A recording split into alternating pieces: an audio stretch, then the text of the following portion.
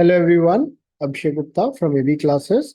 Quant 100 का एक और question guys, but before we start this lecture और try before we start solving this question, it's a request for everyone to kindly like this video and subscribe to our YouTube channel.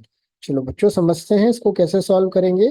तो तीन values दी हुई है, A B और सी, और पूछा क्या है, how many natural numbers are there by which at least one among these three are divisible. मतलब कम से कम एक डिविजिबल होना चाहिए। मतलब टू तीनों को डिवाइड हो रहा है उसको काउंट करना है, टू का स्क्वायर तीनों को डिवाइड कर रहा है उसको काउंट करना है। तो ऐसे सारे नंबर्स को काउंट करने हैं, सारे नेचुरल नंबर्स को काउंट करते हैं, तीनों में से किसी एक को भी डिवाइड कर दे। तो सबसे पहले तो बच्चों अपन ए का देखते हैं क्या दिया। It is 24 to the power 6। I can write it as 8 to the power 6 into 3 to the power 6. 8 3s are 24, और I can write this as 2 power 18 into 3 power 6। 8 को क्या लिखा, 2 क्यूब लिखा, और 3 6 क्या हो गया, 18 हो गया। b का भी वैल्यू वैसे ही देखते हैं। b is 14 का power 8। I can write it as 2 power 8 into 7 power 8। b तो एक बार में स्प्लिट हो गया। और c की बात करते हैं तो c is 21 power 10, so this is 3 power 10 into 7 power 10। अपने को तीन अलग अलग नंबर्स मिल गए। अब इनका टीएनएफ निकाल देते हैं, इनके इनको इंडिविजुअली कितने नंबर डिवाइड करें वो देख लेते हैं, ठीक है।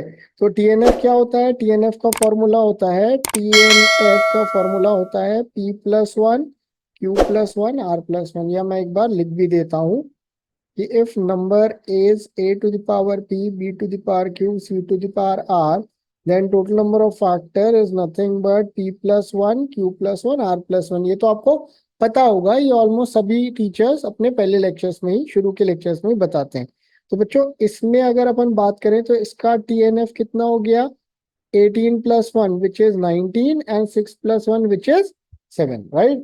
तो 70 and 63 which turns out to be how much, 133। इस सेकेंड वाले नंबर का टीएनएफ कितना हो गया बच्चों, 9 into 9 which turns out to be what, 81। और थर्ड वाले का टीएनएफ कितना हो गया, थर्ड वाले का हो गया 11 into 11 which is going to be 121। Add करते हैं, कितने हुए, 3 1 4 और 1 5, 8 2 10 11 12 13, कैरी फॉरवर्ड 1 एंड 335 ऐसे हो गए।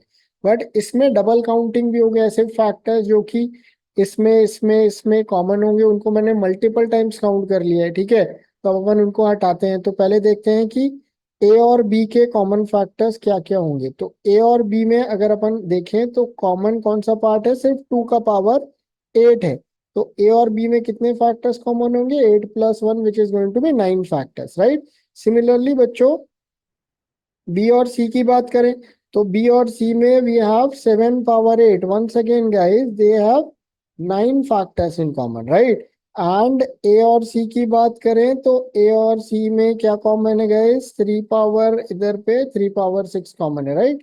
सो we are going to write it as 3 power 6 and there are 6+1 7 common factors. तो बच्चों देखो इसमें से क्या करना पड़ेगा, इन तीनों को घटाना पड़ेगा। ये दो दो बार काउंट हो गए, ठीक है।